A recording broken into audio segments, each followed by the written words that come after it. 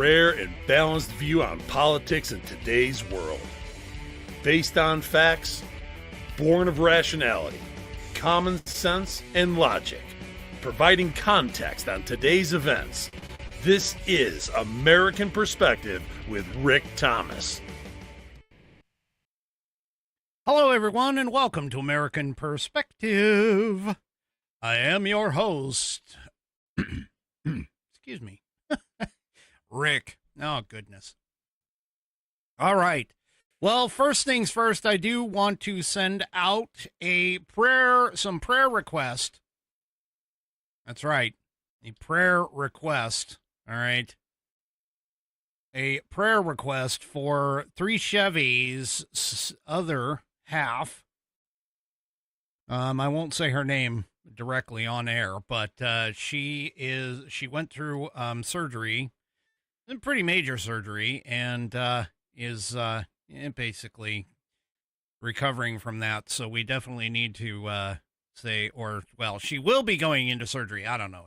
I can't remember whether she's gone to surgery, is in surgery, or getting ready to come out or recovering. But anyway, prayers are needed for 3 Chevy's significant other. Yeah. So, there you go. It is his better help. Anyway. Okay. So, there you go. She's going to have surgery. See, the delay between when I speak and when everything gets out to all of the listeners and everything else, it's like about 7 seconds. So 7 to 10 seconds. So I gotta check. But anyway, the point being is pray for 3 Chevy's. Nice, wonderful young lady. And that way, hopefully things will go well quickly. She'll recover quick and be back to her normal self soon. So there you go. 3 Chevy prayers. That's what we need. All right. Yeah, better half. I know. Believe me, I have one of those. Actually, she's my better 7/8. Anyway. Anyway, let's go ahead and get things kicked off. Tonight, I believe it's US Abbey Girl. I think it's US Abbey Girls, but on deck. But I'm going to give her a little extra few seconds to warm up in the green room here, because I've got to announce that tonight is... Oh, you've got to be... Down to business.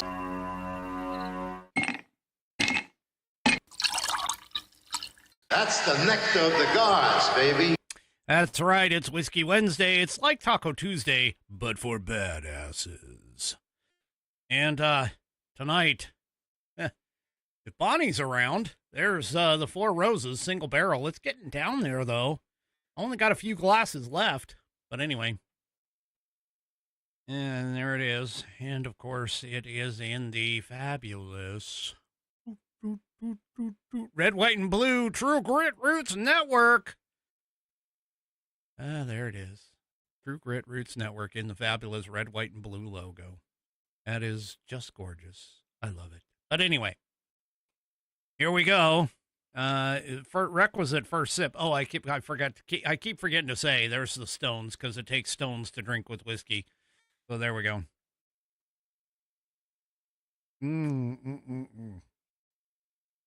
Oh, yeah. Yep. U.S. Abbey Girl's over in the green room. Are you ready? Ah, yes, she is. She thought she signaled me with a good old thumbs up.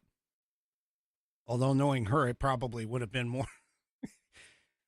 Could have been a family-friendly middle finger. Anyway, no, I'm just kidding. I'm teasing with her. Okay? Anyway, let's go ahead and get things lined up. So if you are of mine, please stand, remove your hat if you're wearing one, like me. Place your hand over your heart and follow along with U.S. Abbey Girl as she recites the Pledge of Allegiance. I pledge allegiance to the flag of the United States of America, and to the republic for which it stands, one nation, under God, indivisible, with liberty and justice for all. And of course, I thank you, U.S. Abby Girl, for that wonderful rendition of the pledge. You know, I gotta love that. I love that Southern, that Southern thing. By the way, I don't think I've ever gotten the bless her heart from somebody yet. Anyway, I also love the fact that I see whenever I do the Pledge of Allegiance, I see the flags go off in the chat, and that is just fantastic. They are the flags pop up everywhere. So yeah, thank you all for that. That's just absolutely gorgeous. Gotta love the good old red, white, and blue. And by the way, just in case anybody didn't miss it, I'm wearing the Fat Paws from theflagshirt.com, the Fat Paws. But that's not who's the headliner sponsor. The headline sponsor tonight, of course, is True Grit Roots Network, TGRN. It's Wednesday. That's what it is. It's TGRN Wednesday, Whiskey Wednesday, all lined up. Hey, if you have not taken a look at tgrn.net, well, actually taken a listen to tgrn.net, I'd really appreciate it. You can head on over and check out one of our 2 signature channels. Okay?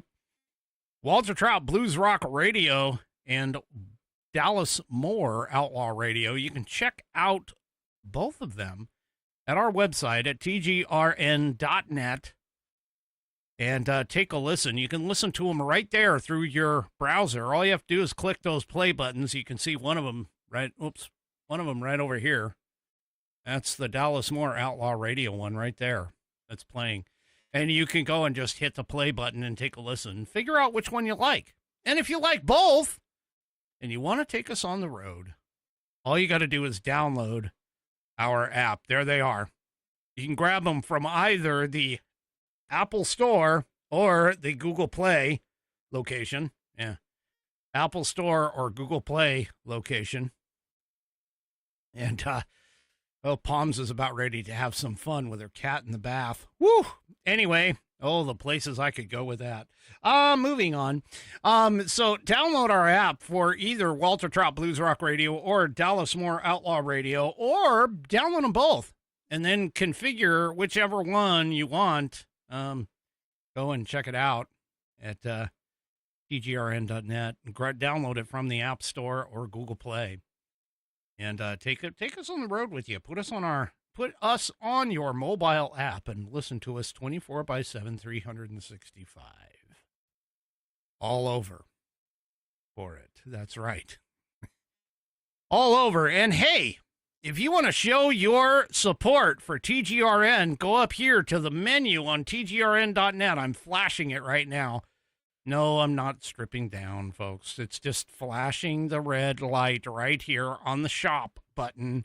All you need to do is click that shop button and you'll be taken over to our swag store.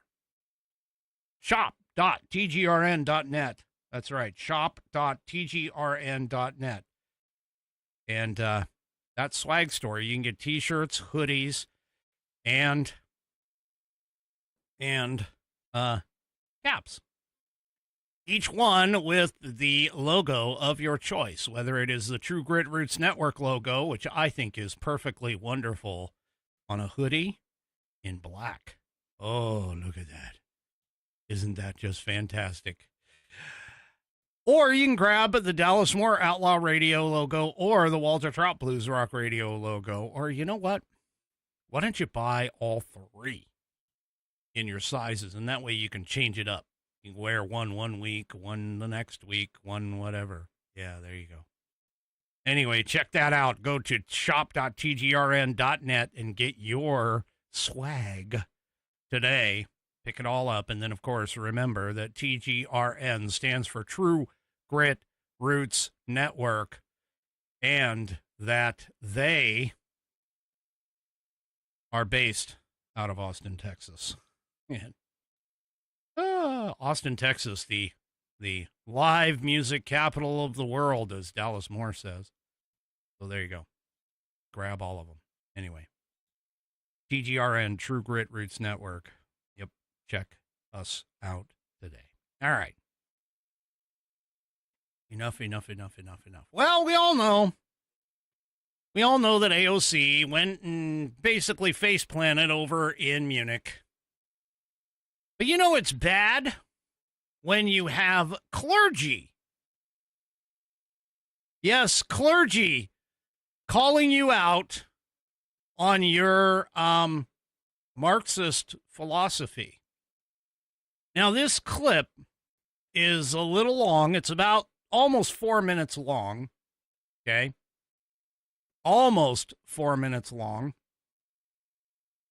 And, well, let's just listen to Bishop, what is his name? Bishop Robert Barron, as he, kind of calls out little Miss AOC for what she is, which is a complete Marxist, leftist, lunatic moron.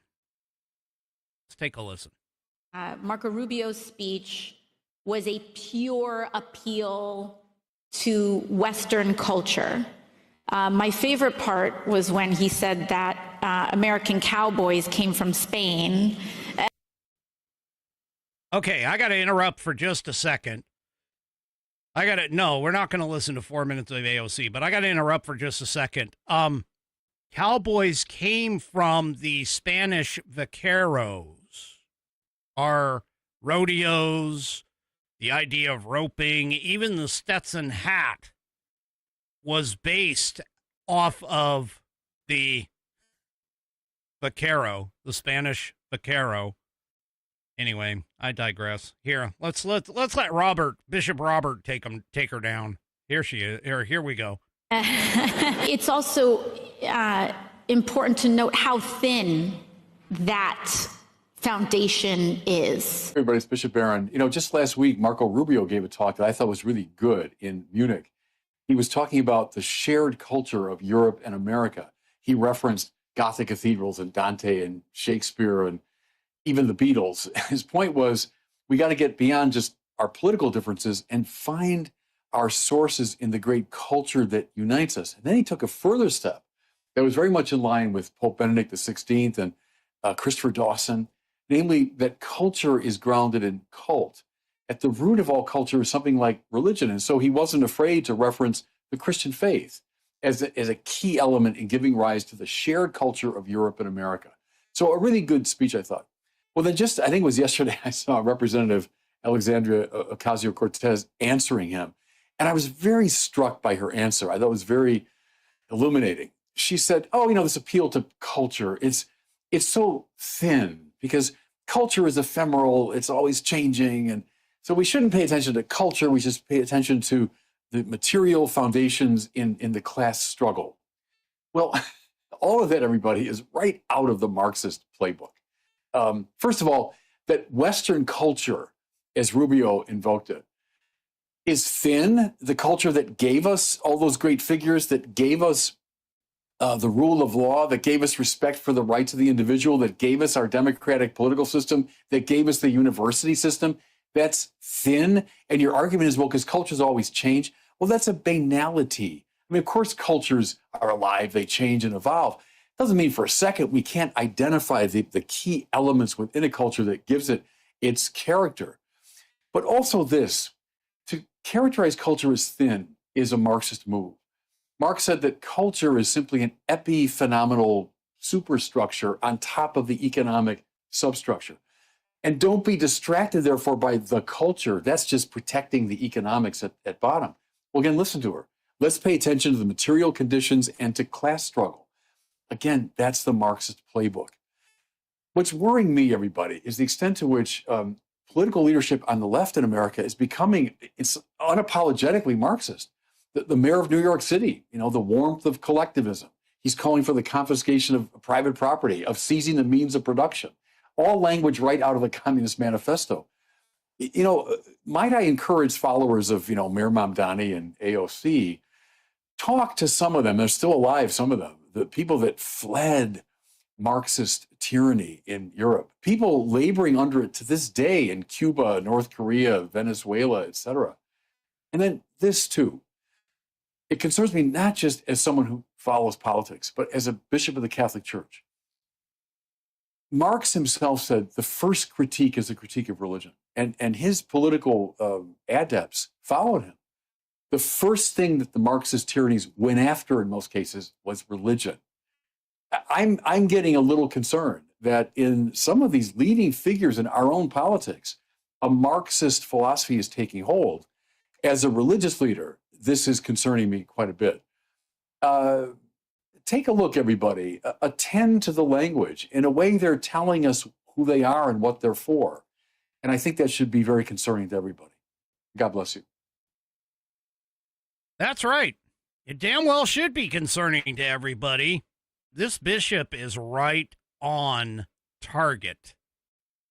These conversations that these people are having, I'm telling you, even AOC, as stupid as she is, has picked up on the Marxist ideology and has pushed it and is pushing it. And there are young people out there who think that she is just the most intelligent person they have ever run across. That's scary. Because she doesn't even know the history of the American cowboy. She couldn't even say that she didn't even know that Venezuela was actually north of the equator. She tried to say that it was below the equator. Yeah. Yep. Yeah. Anyway. Marxist ideology. So, yeah. Telling you folks, we need to be very cognizant. 40 or 20 years ago, not 40, but 20 years ago, these people were hiding in the shadows. They weren't out. They weren't up on the forefront of the line. They were quietly cutting things down and quietly cutting down the tenets of our Western culture. And now they're out in the open.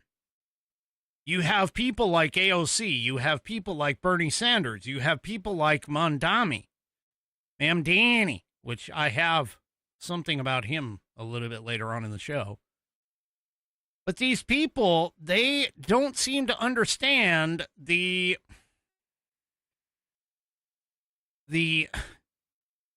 absolute absurdity of their points.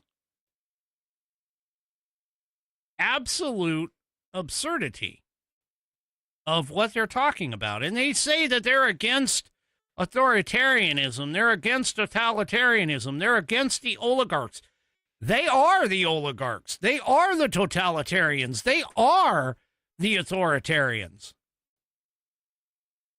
So, yeah. And folks, excuse me, when you're sitting here and you're talking to people and you're realizing that things like the SAVE Act, which is really instrumental, by the way, really instrumental to the saving of our republic, okay? You've got to understand that even though they sit there and they say, I kind of got into it with not really into it, just responding back and forth to a idiot on Facebook who was basically saying, Heritage Foundation, right-leaning, they only found 68 real instances of illegal voting. Oh, okay. 68 instances of illegal voting because of the fact that illegals don't vote in our elections. Well, they do. They do. They vote in our elections. They absolutely vote in our elections. We know that they vote in our elections. We know this because they are on the voter rolls and they've been proven to have voted in our elections. We also know that ID, just a simple driver's license, is not going to get it done because of the fact that we know that there's commercial driver's licenses that are out there that have been issued to foreigners across the country. And in fact, Illinois was just found out that close to 20% of their total number of commercial driver's licenses that they have issued were actually unlawful, according to a U.S. Department of Transportation audit. Yeah, what they're called non-domiciled commercial driver's licenses were issued unlawfully. The audit, which reviewed 150 sampled non-domiciled CDLs, found that 29 out of the 150 were done unlawfully, according to a letter from the U.S. Transportation Secretary Sean Duffy. I mean, these people are getting driver's licenses. So this is part of the reason why I say the driver's license cannot be used in this fashion. It cannot be used for identification of citizenship. Now, the real ID, for the most part, in America does. And just about every single state has real ID or some facsimile thereof, because Washington doesn't actually do the real ID on the regular driver's license. You have to purchase an enhanced driver's license in order to get the real ID. But if you're flying, man, you got to have that real ID, or you got to have your passport. Yep. One of the two in order to get on a plane in Washington.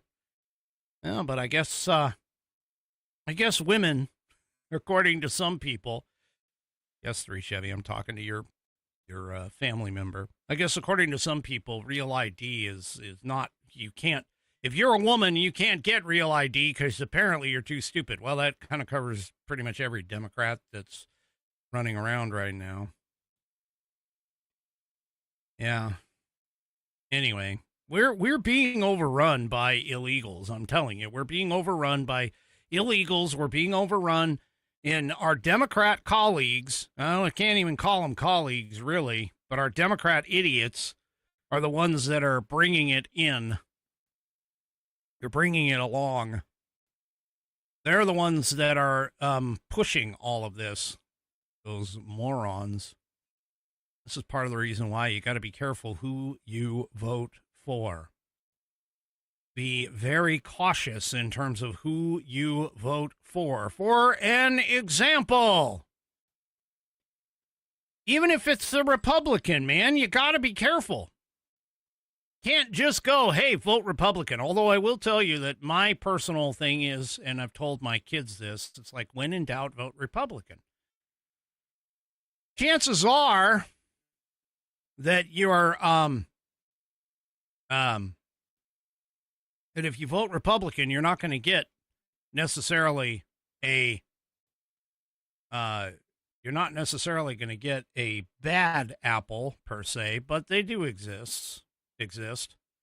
One of them is none other than Thomas Massey.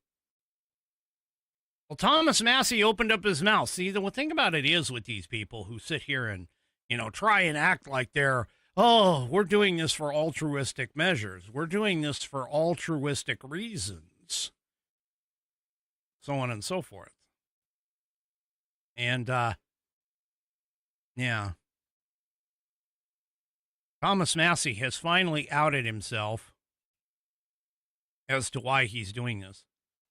So Thomas Massey has been saying, hey, I'm doing this because I'm a good conservative. I'm a conservative. I'm a principled conservative. I'm doing this out of principle.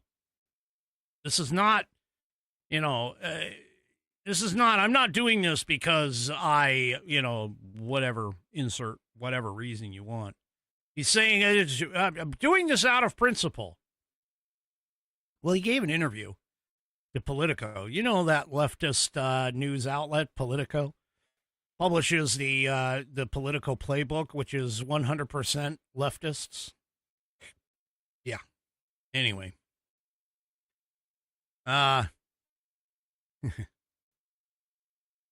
Anyway, as I was saying, so he sits there and talks about, oh, I'm going toe to toe with the highest ranking members of the Trump administration. I'm doing all this for good.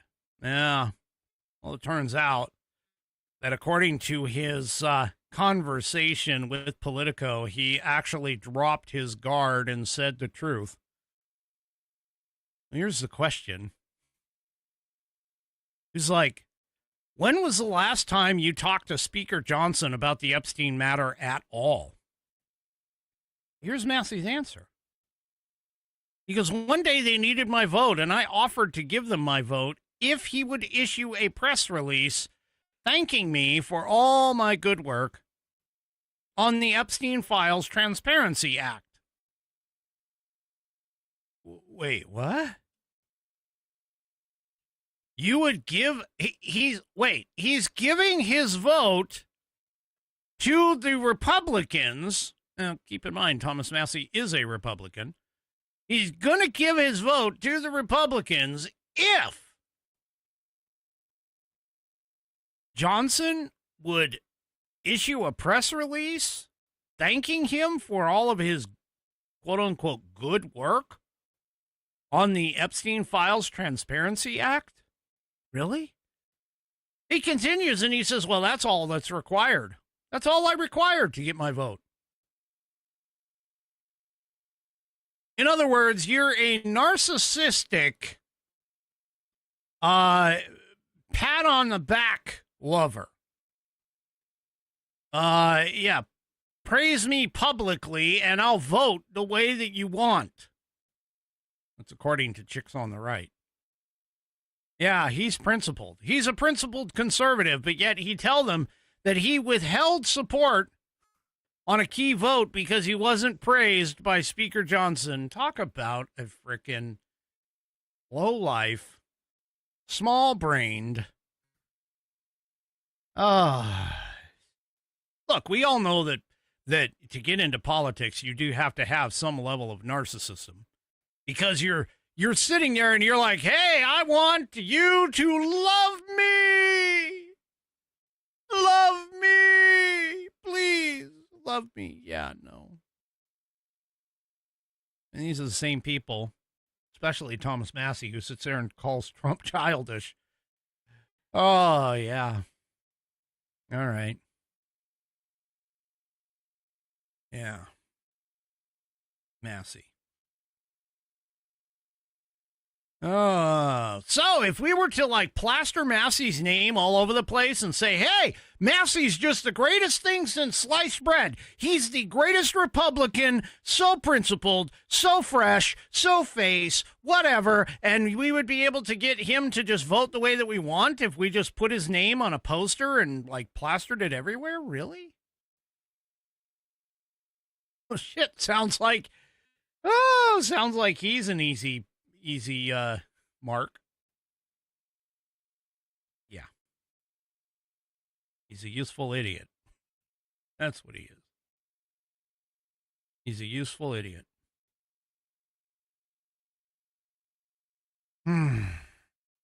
Massey. He needs to be voted out. Seriously. And honestly, this should be that comment, okay? That comment needs to be plastered everywhere in a campaign ad against Thomas Massey. That needs to be plastered everywhere against Thomas Massey for it. Well, speaking of the Epstein files. Yeah. Oh, my unofficial producer, Nana, pointed it out. Does he want a gold star on his paper also? Yeah. I want an A+. I mean, A is the top of the class, but I want an A+. I got to get that plus. That plus has got to be in there. Anyway. All right. So, speaking of the Epstein files that she created, did you know that Whoopi Goldberg actually gave, believe it or not, a out for Trump? She actually proved what a lot of us have been saying about this entire Epstein release. So for those of you that don't know, who aren't tracking, which I'll be honest with you, I'm kind of tired of the Epstein files kind of thing also. But occasionally when something like this comes up, I got to talk about it. Apparently Whoopi Goldberg's name is in the files. Ooh. Her name shows up in an email. Ooh.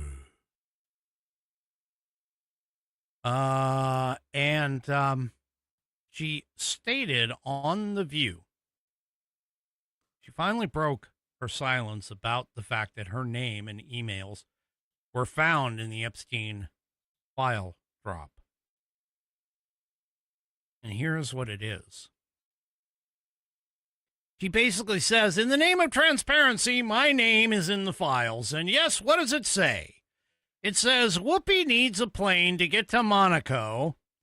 John Lennon's charity, and she corrected it and said that should actually say Julian Lennon's charity, is paying for it. They don't want a charter, so they're looking for private owners. Here's the info, and they give all this information. Now, they said, meaning Epstein, said no thanks. So in other words, Whoopi reached out to Epstein for a charitable donation of his plane to fly to Monaco for a charity event. Now, Newsbusters pointed out, by the way, that the show itself displayed the email but did not zoom in on that email. And here's why. The email itself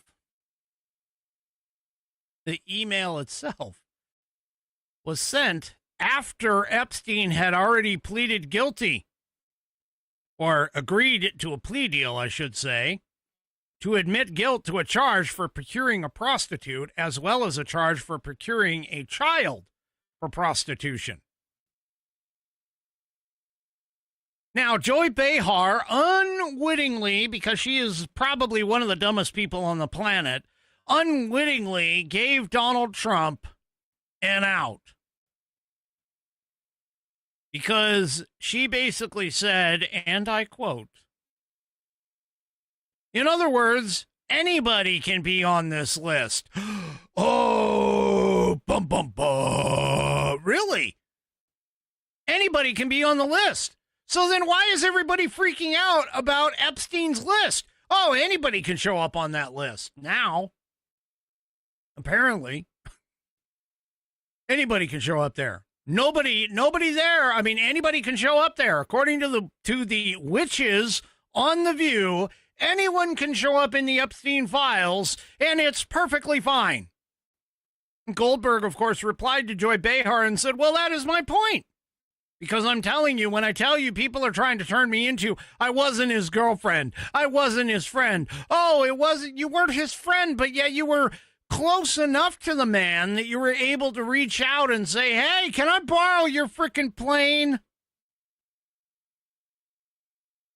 No offense, but I don't borrow my car. I mean, you got to be a family member, really, or as close to a family member to borrow my car.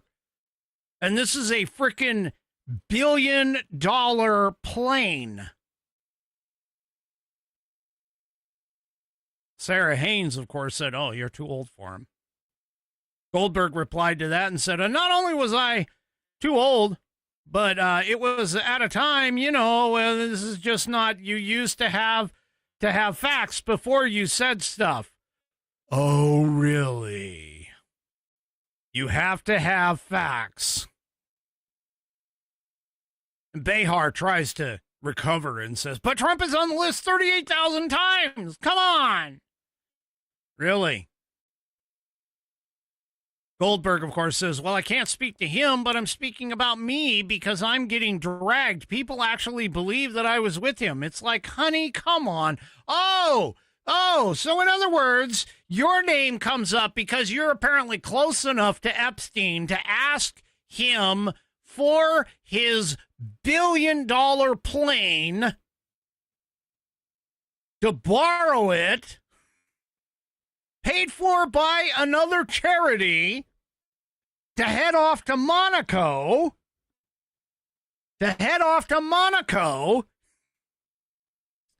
And yet, oh, no. I really didn't know him that well. I mean, yeah, we weren't friends or anything. Huh. Really?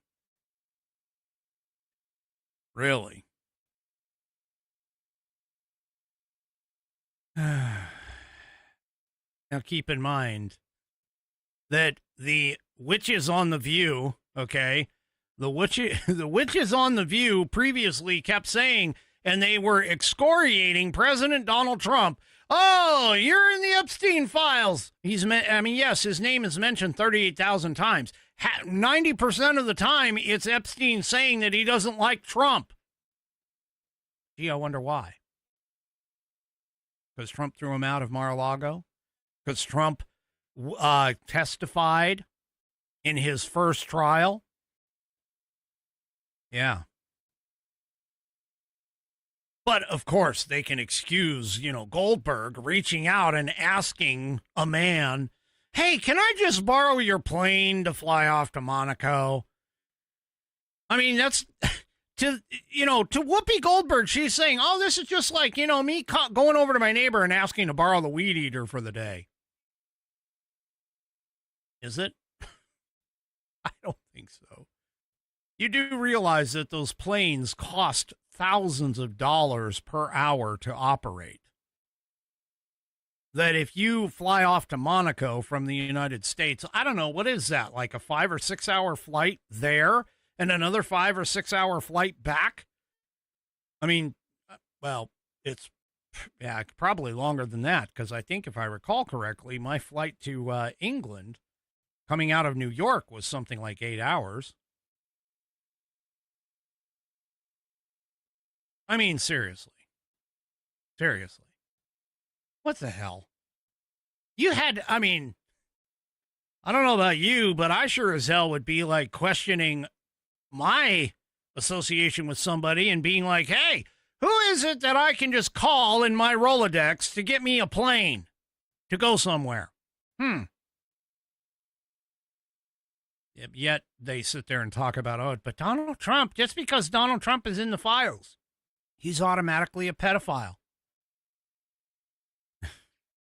These idiots. Anyway, yeah, well, that's part of the reason why I don't watch The View. Because they're morons. Well, CNN does have some entertaining guests on at times. And I'm talking about, CNN has some very interesting guests. And there's a guest that comes in that is like on par with Scott Jennings. So I'm going to borrow, and I hope Scott doesn't get mad at me, but I'm going to borrow the Scott Jennings truth bomb here in just a minute. But first, a sip of my drink, and then a discussion about another drink. An elixir that comes in every single morning. It is that wonderful thing known as coffee. And if you still haven't tried 1775 coffee, now is your shot. 1775 starter kit is available, but there's a small number of units available, so you got to go and get yours. In each kit, you're getting the bold dark roast that hits hard, the smooth medium roast, as well as the Vitality mushroom coffee for clean energy and laser focus with no crash. All of these coffees are single origin, small batch, toxin-free, and mold-free. Plus, you're also getting in each one a gold spoon clip, because freedom isn't scooped with plastic.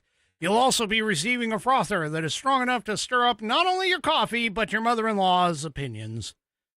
Let's face it, she's got a lot of them. And stirring them up can sometimes be fun. You'll also be receiving a black 1775 tumbler. It's $170 worth of coffee and gear, yours for just $99. This is for the ones who've been watching 1775 coffee blow up on Rumble and wondering if it's actually worth it. Spoiler alert, it is. Go to the number 1775coffee.com. That's 1775coffee.com/studio. And grab your starter kit before they are gone. That's 1775coffee.com/studio, STUDIO, to get your starter kit. Bold beans, clean fuel, and a morning routine that stands for something, just like Rumble does. And 1775 coffee is the patriotic rocket fuel, inspiring comments like rockets' red glare. That's from Francis Scott Key's Star Spangled Banner. And that was submitted by my Whiskey Warrior P1G. Go to 1775coffee.com/studio and grab your starter kit today. All right. Well, occasionally CNN has people on them, guests on that are just as, let's say, explosive as Scott Jennings. So, therefore, to Kevin O'Leary has stolen the Scott Jennings truth bomb.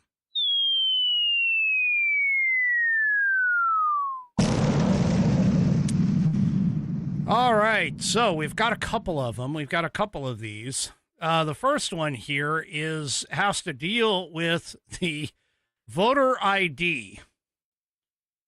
And let's go ahead and take a listen to what this narrative it has to be bipartisan by every metric. Every 24 months, we go through this debate over and over again. When every country in the Nordic countries in Europe, France, Switzerland, Canada, Australia, solved this problem decades ago.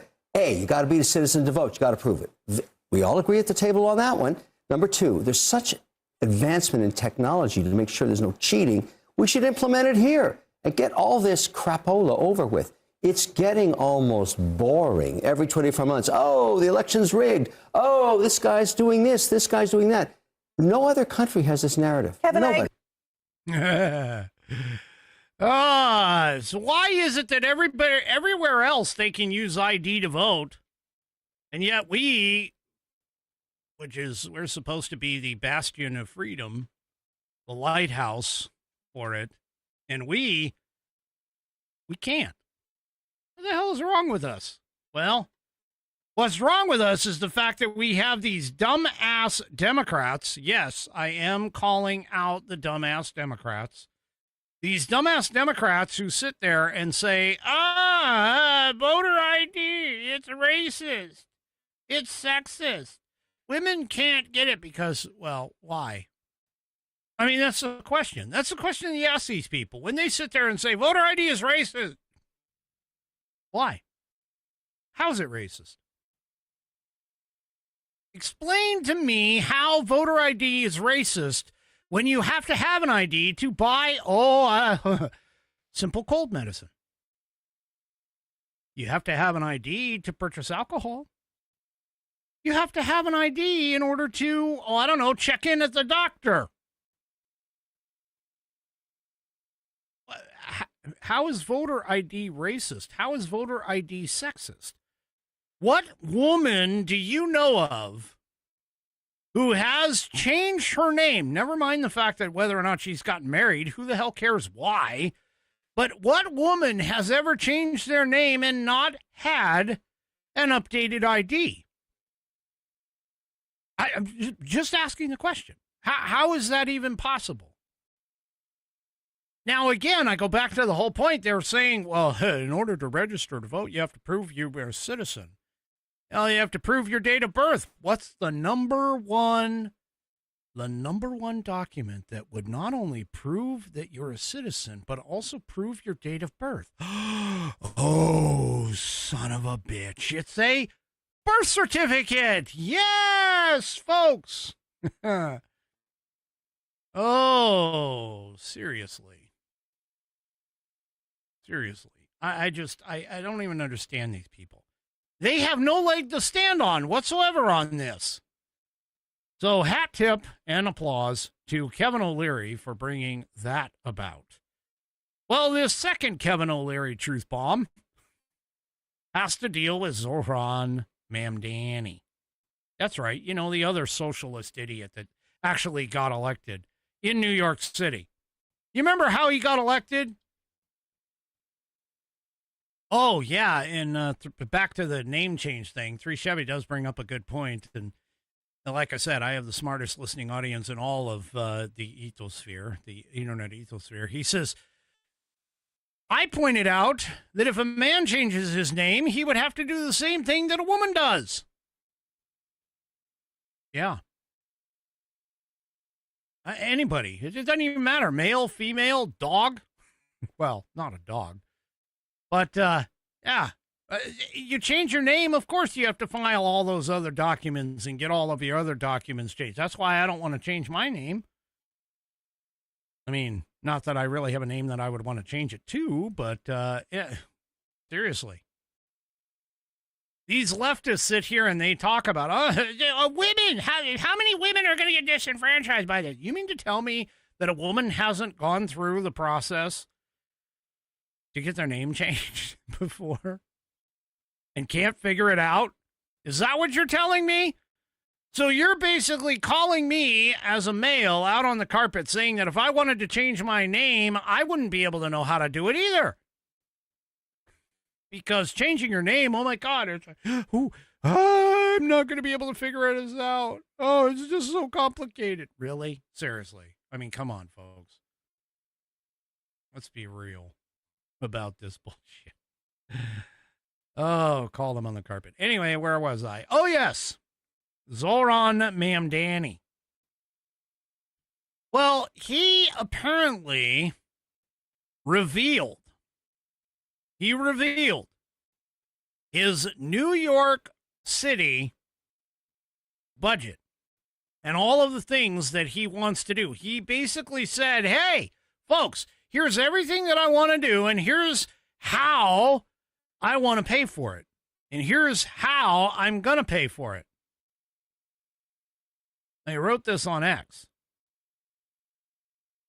And he goes, well, today I'm releasing the city's preliminary budget. After years of fiscal mismanagement, we're starting at a $5.4 billion, that's with a B, billion budget gap. Except there's only one problem. There wasn't a budget gap under Eric Adams. There was actually a little bit of a surplus, by the way. Oh, my gosh. Anyway, where was I?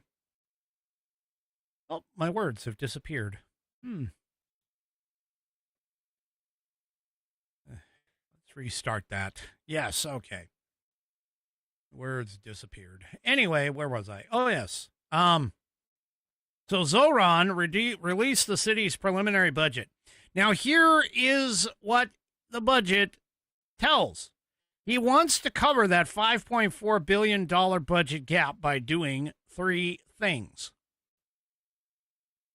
He wants to raid what they call the rainy day fund. The rainy day fund. Really? Then he's raiding the retirement fund. Oh yeah. He said that we're going to have to pull that out. And then he goes, by the way, I'm going to raise taxes. Now, his initial thing was that, hey, Albany can raise taxes on the ultra wealthy and the most profitable corporations, and address the fiscal imbalance between our city and state, or the city will be forced to balance the budget on the backs of the working people. Except there's only one problem. He is not going to be able to just raise that kind of money just off the ultra wealthy. That's been proven multiple times. He also has a bit of a problem too that Kathy Hochul, who is a Democrat also, but she has already said, "Hey, if you're planning on raising taxes, we're not going to allow it," because in New York State, I almost said Washington State. I wish that were true here, but in New York State, you can't raise taxes in New York City without the state legislature's approval. Anyway, he's also sitting there saying that, oh, yeah, this is all going to be something that I'm going to be able to do. You know, I'm going to be able to give people free. I'm going to be able to take over housing. I'm going to be able to take over rents. I'm going to be able to rent control everything. I'm going to be doing all of this stuff, but yet I have a $5.4 billion budget gap.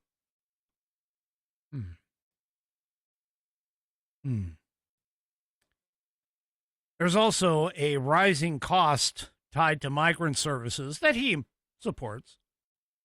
Rising costs to expanding social programs, again, he supports. Increased labor expenses, yeah, he supports that. And officials are also warning of future budget shortfalls and uncertain federal support. Now, one thing that you need to understand about all of this is that Ma'am Danny doesn't seem to get it. And I got to tell you, Margaret Thatcher, and I'm going to paraphrase her here. I'm not going to quote her directly, but I'm going to paraphrase here. She said the biggest problem with socialism is the fact that eventually you will run out of other people's money. And that's exactly what is going to happen here. He's eventually going to run out of other people's money.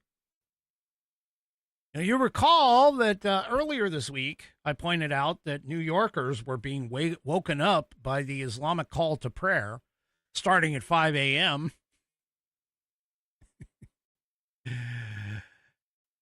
and having it go out 5 times a day. Yeah.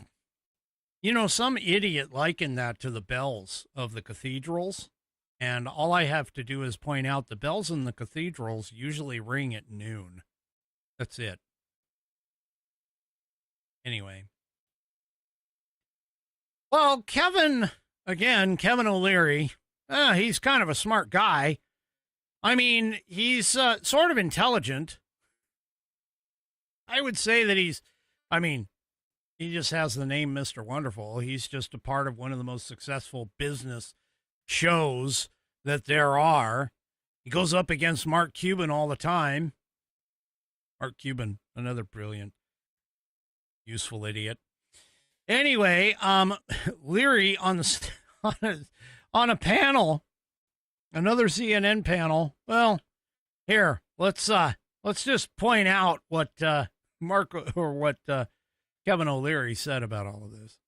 This is bat poo-poo crazy, what he is proposing.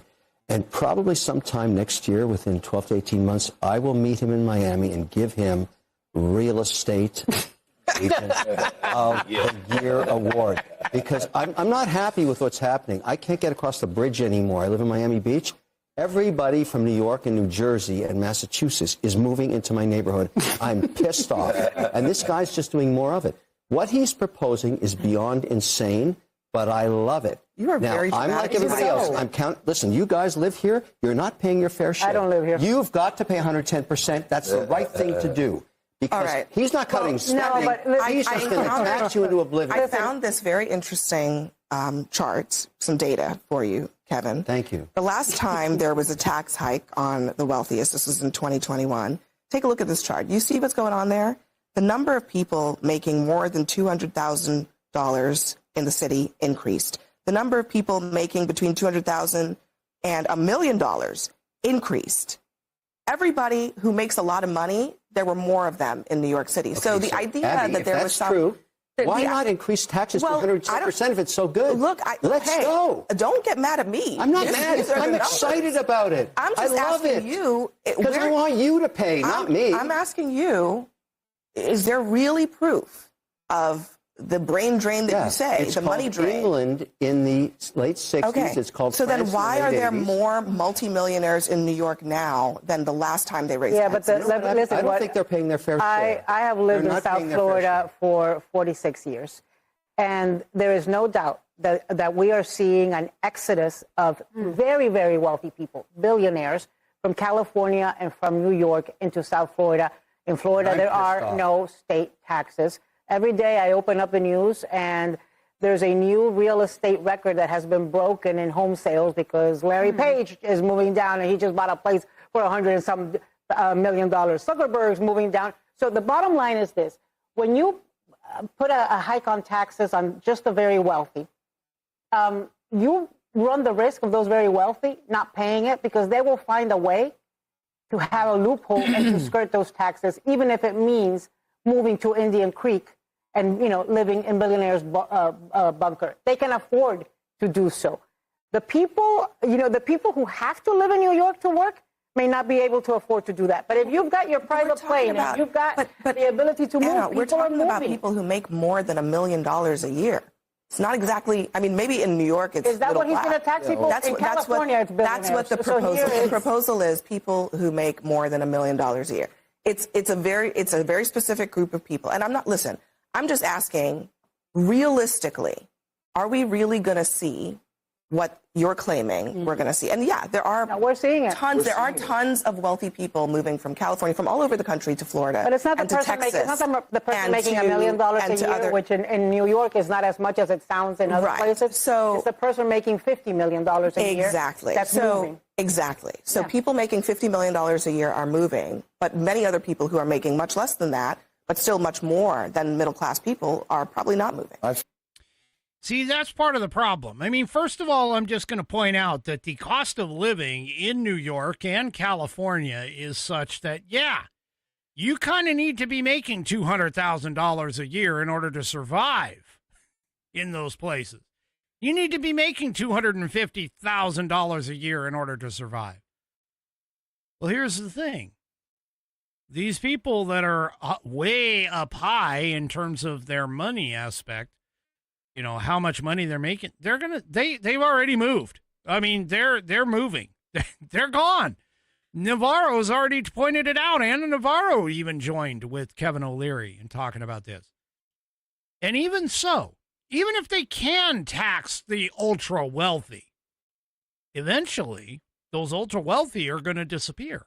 And then all of a sudden, now they need to bring back more taxes. This is no different than taxing corporations. Again, I'm just going to bring this up.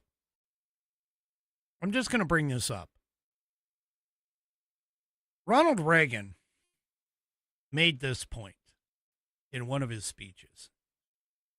And this is so true. And I've said it here on this program, not just because he said it, but I'm just pointing out that he said it. Corporations, they don't freaking pay taxes. They don't. Oh, yes. On paper, they do. But here's the thing about corporations. Oh, yeah, we got to go after corporations. We got to go after them. Really?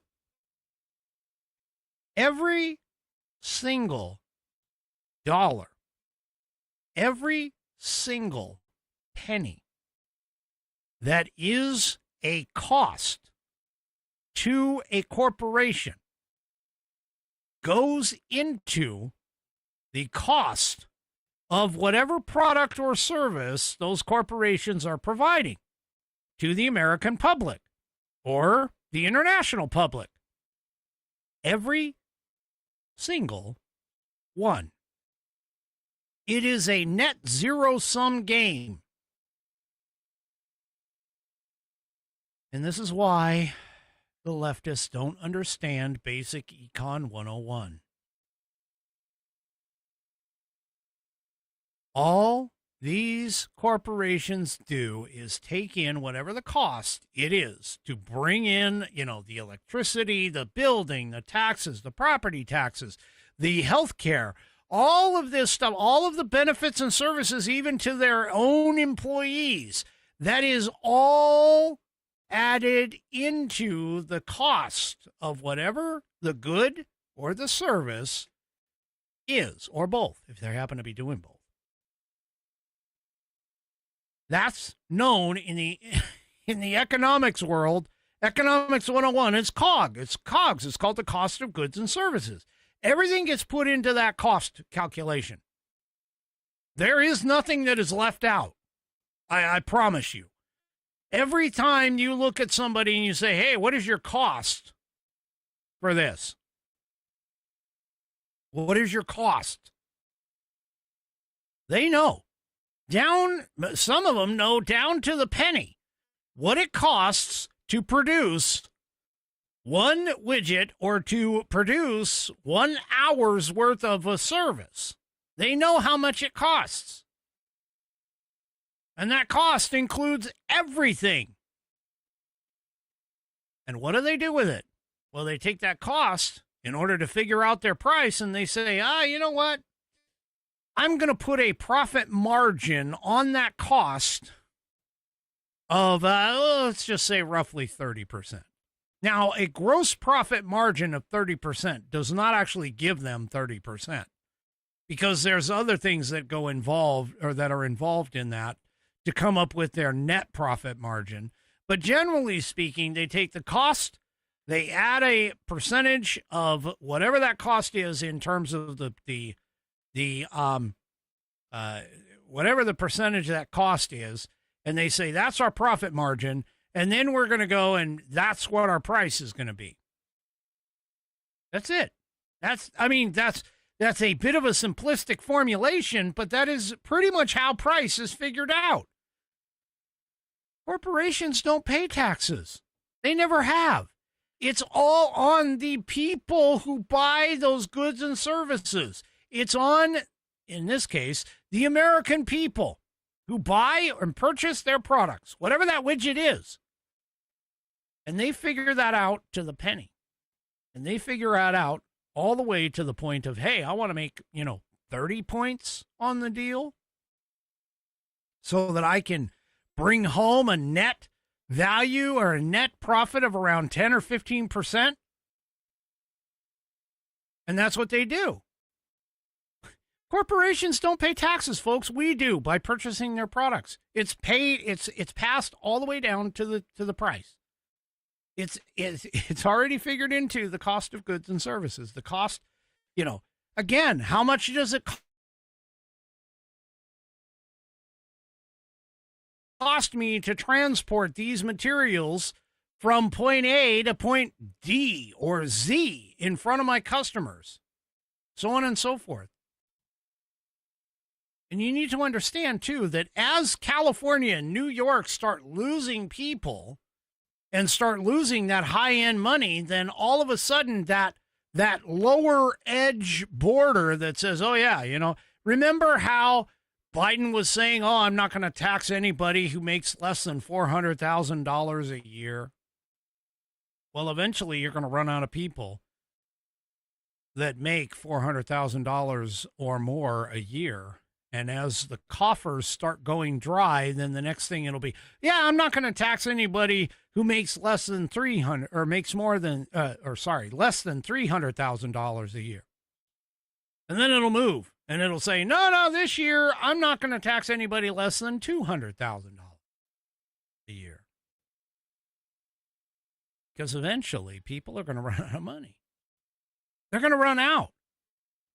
Or you're going to run out of people in the state who are actually able to make that kind of money.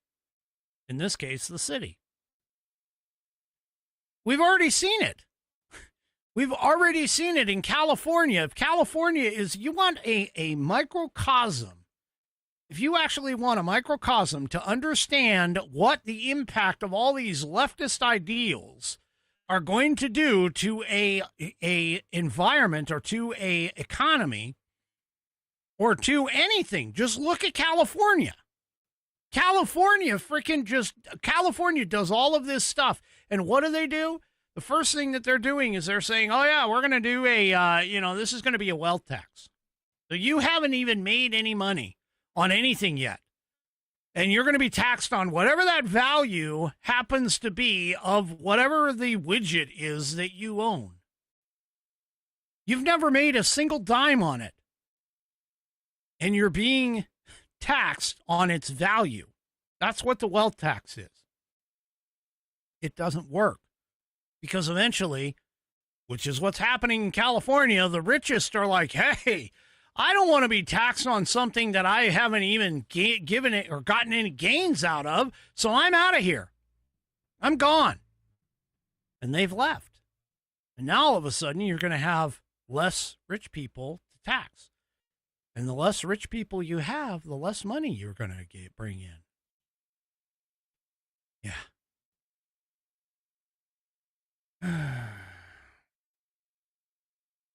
Anyway. All right. Well, let's move on a little bit. So I don't know if anybody has been paying attention. I mean, realistically, outside of Texas, you're probably not. But there's this fight going on right now between James Tallarico and Jasmine Crockett, among a few others, in terms of the Senate seat that is opening up from James, or that is attempting to be opened up. And so what's happening here is James Tallarico was supposed to make an appearance on Stephen Colbert's show. And the problem was that apparently the FCC has this thing called equal time. Okay. They have this thing called equal time. And when you're in a primary season, that basically means that your primary opponents need to have equal time, according to the FCC, on all broadcast shows.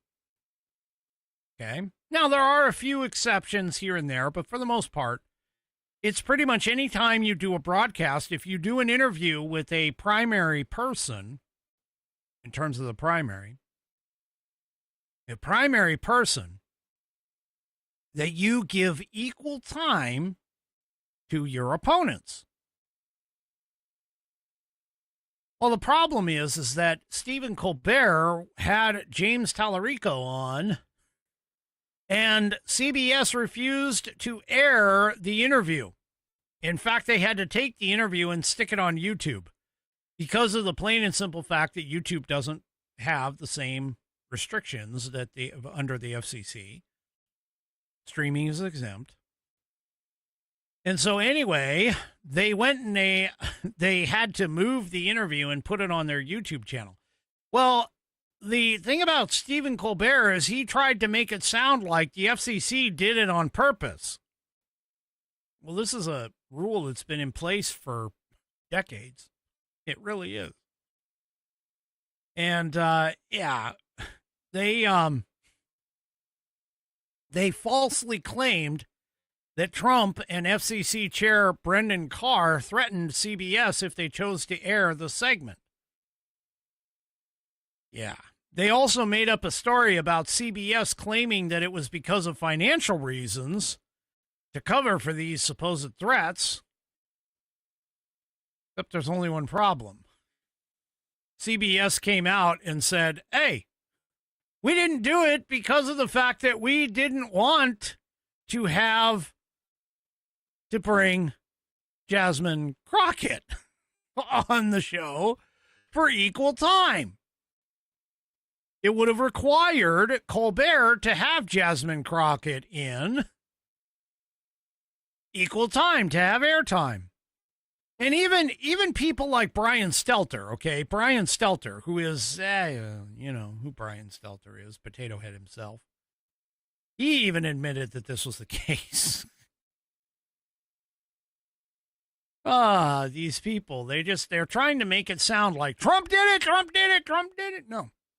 Trump had nothing to do with it. It was electioneering in the favor of Tallarico. Well, Miss Crockett, being the brilliant individual that she is, she comes out and she says, hey, by the way, yeah, the federal government is not the one that did this. Yeah. Colbert pointed the finger at government. Crockett was quick to push back on the narrative, insisting that the federal government had nothing to do with it. She's saying this was because of the fear that the FCC may say something to them. She goes, we did receive information suggesting that the federal government did not shut down the segment. Number one.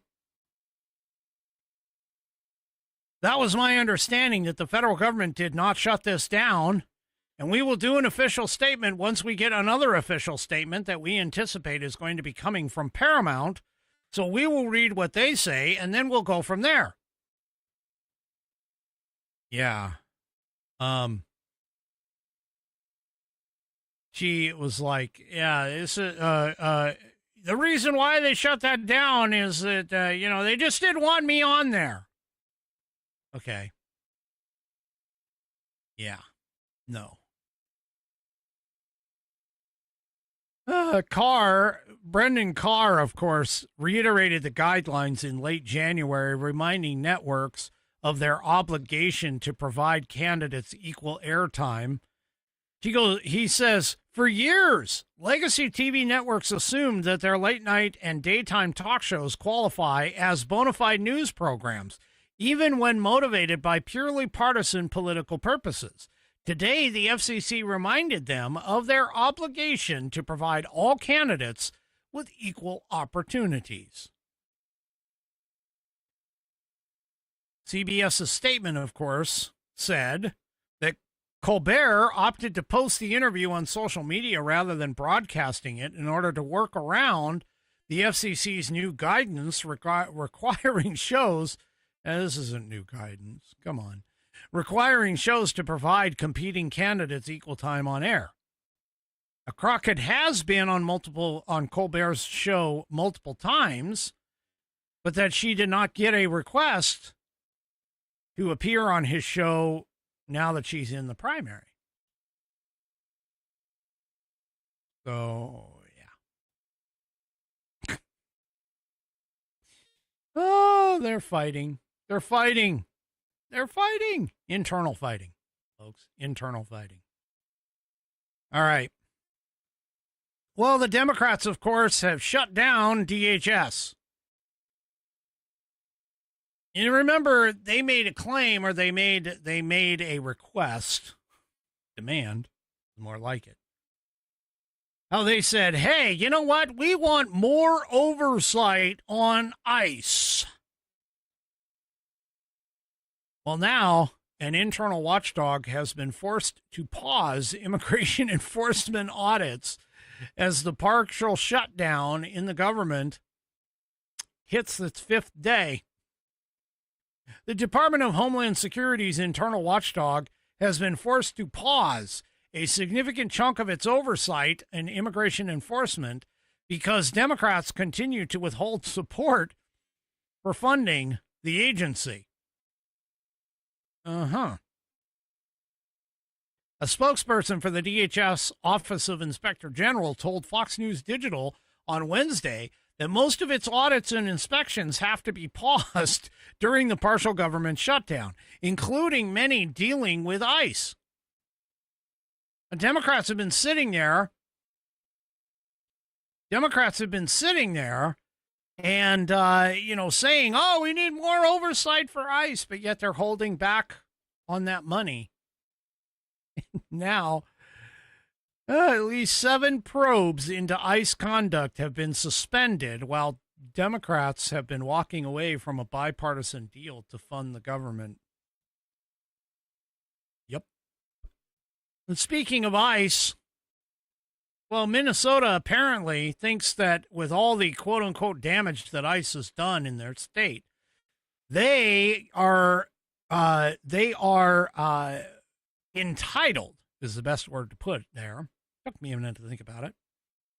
Entitled to gain reparations from the federal government, in specific ICE, which is not being funded right now due to DHS being shut down, after losing all of that money to fraud.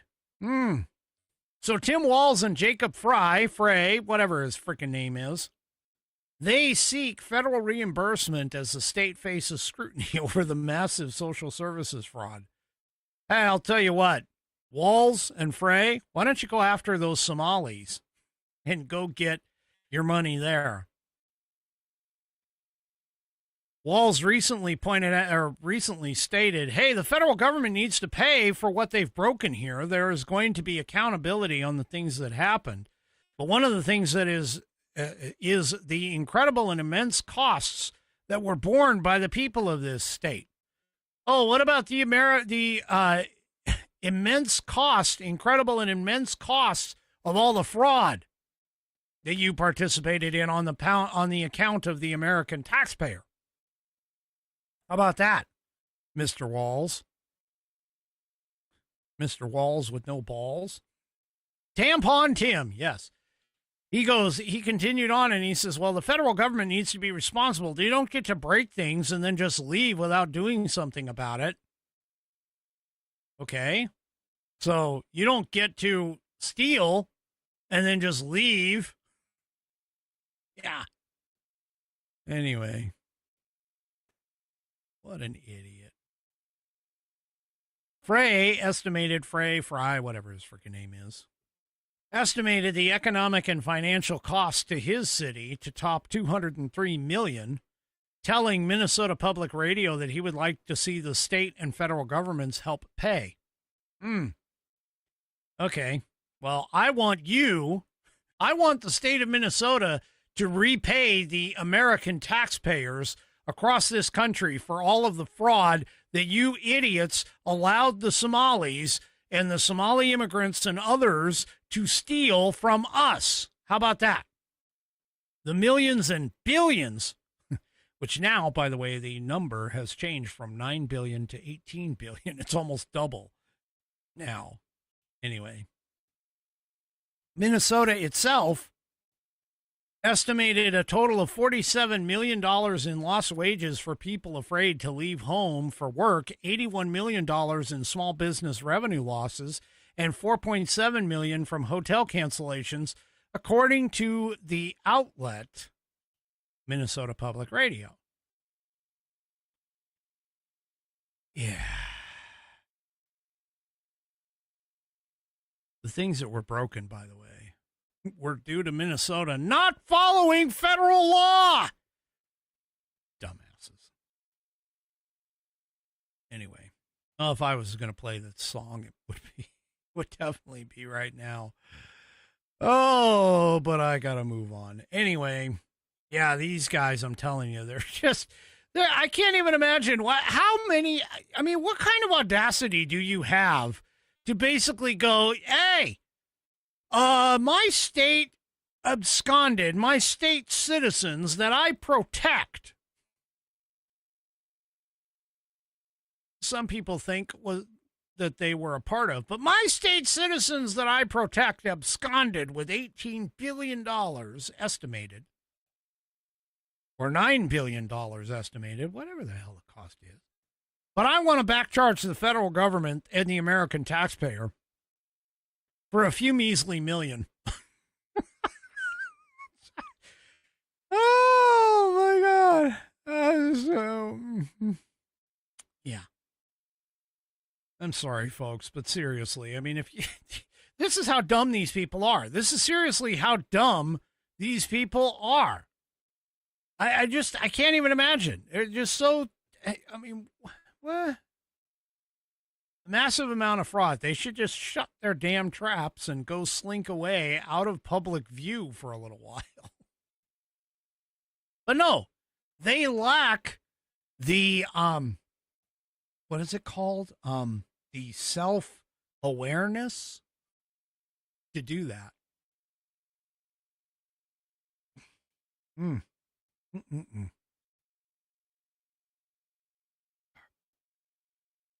All right. Well, I was talking about Thomas Massey. And honestly, I just got to say, we definitely need to pay attention to who we're voting for. Because who you vote for will affect, maybe not on a national level per se, but definitely as you start getting closer and closer to your local folks, your state folks, your county folks, your city folks. Who you vote for will affect your life. Well, I just want to point out that one of the things that does make a difference, even in the national stage, is who you vote for. This report out of Newsmax. Nearly a year now, this is according to the New York Times. Newsmax is just reporting the New York Times.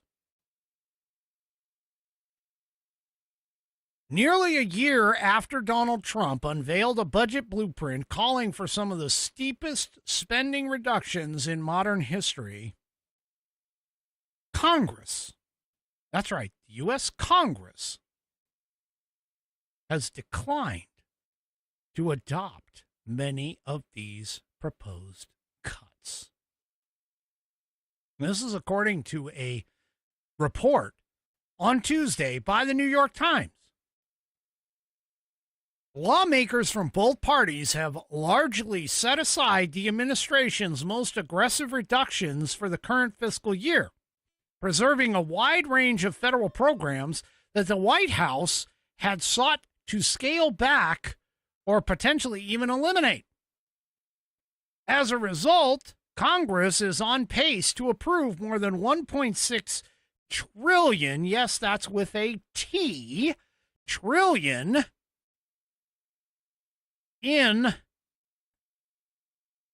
discretionary spending for fiscal year 2026. This is a total, by the way, that represents little change from the prior year, according to preliminary analyses by the federal budget data, the Penn-Wharton budget model, which is a nonpartisan research organization. Folks, you can't hate these people enough. I mean, I don't care if you like even Chip Roy. I mean, I like Chip Roy. But if he doesn't go and vote on these things to try and cut this stuff back, he's worthless to me. He's worthless to me. I can't understand. And seriously, I can't understand why Donald Trump just doesn't just pull the trigger and say, hey, you know what? I'm going to sue Congress. The president is going to sue Congress for violating their contract with the American people and only sticking to what is enumerated powers within Article 1, Section 8 of the U.S. Constitution. I personally think he's fully within his right to do so. And if he asks SCOTUS to take it up and be like, hey, where in these enumerated powers, where is all of these social programs? Where is us paying for education? Where is us paying for and sending all this money and arms and everything else? I mean, purchasing is one thing. But where is all of this in the federal government that we can just hand out money, American taxpayer money, to everyone else in the world? I mean, seriously. I don't understand. I don't get it. I don't get it. It doesn't make any sense to me as to why we sit here and we constantly see this is the problem. It's because of the fact that we don't understand We have people who are voting who don't understand our own Constitution. Our own Constitution. I got into an argument. Well, again, it was a discussion more than an argument, but I got into it with another person on Facebook, and I basically pointed out that it was the Brennan Center's post. And I basically stated with the Brennan Center's post, I said, by the way, birthright citizenship doesn't belong to foreigners, aliens, etc. And of course, immediately everybody jumps on me and calls me, oh, you're the KKK. You're a Nazi. You're a blah, blah, blah. No, I'm just simply stating a fact. And that was what generated my post across all social media to basically say, I don't know how much clearer we can make this. I don't know how much clearer we can make this. The 14th Amendment did not apply to foreigners, did not apply to people who came here as aliens, do not apply to people who are non-citizens of this country, even visa holders. And that the point of Wong Kim Ark was not to give everybody birthright citizenship, but to give birthright citizenship to those who have permanent residency status in America, and their offspring is the one who has the U.S. citizenship because of the fact of their parents, in this particular case, Chinese, their parents had special status. That's it. That's it. People are just ridiculous. It's just ridiculous. I don't understand it. Anyway. All right. One last little thing, and then we'll get to Pet of the Week. One last little thing is Breitbart. Breitbart has put out an article that basically smashes the idea that manufacturing activity is shrinking. According to the New York Federal Reserve, Empire State's General Business Condition Index came in at 7.1 in February. It's a little change from January and marks the fourth positive reading in 5 months. So in other words, what they're doing here is they're basically saying manufacturing activity in New York State remained in expansion territory, meaning that it's been growing for the last 5 months. Where the report turned notably even brighter than that was investment intentions. The capital expenditures index rose 8 points to 18.2, which is a multi-year high, pointing to a strengthening in planned spending on equipment and facilities. Oh, I got it. Trust me. She's not going to be forgotten. Anyway, seriously, I mean, this economy, this American economy is doing quite well under Trump. But these people, these leftists don't want you to know all of that. So, there you go. All right, let's move on to tonight's, I got to pick the right thing. Here we go. Let's do tonight's Pet of the Week. Well, I'm out of emergency Pet of the Weeks, folks. I'm out of it. Because here we go. Ms. T saved my butt for tonight, but that's as far as it goes. I have no more. Anyway. So tonight's Pet of the Week is a new emergency Pet of the Week. So apparently Ms. T has these little Tweety birds that come to her feeder. Okay. And these little Tweety birds, well, they run very quickly. They disappear very quickly. So here, just so you are clear, the little black bird that you see in this photo is part of the feeder. But the little Tweety bird is this yellow one. Now, obviously, she's pushing it through. She's getting it through long distance through a screen.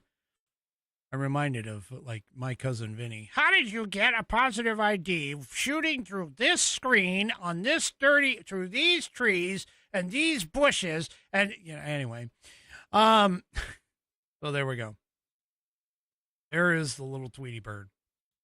So she says that it's not unusual to see 15 to 20 of these little guys on the feeder and around the base.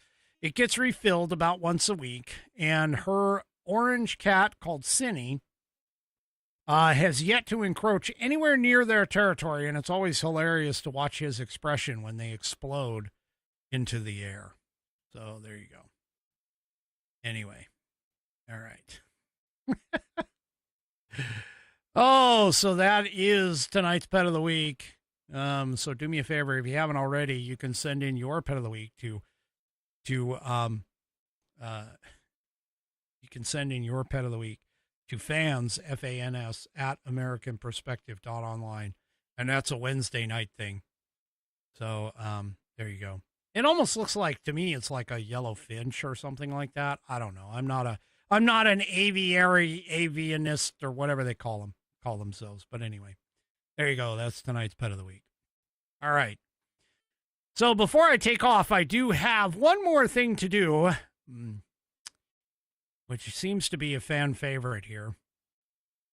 But I have one more thing to do, which is that apparently my Whiskey Warrior P1, Bam, has a birthday today. So let me warm up the pipes.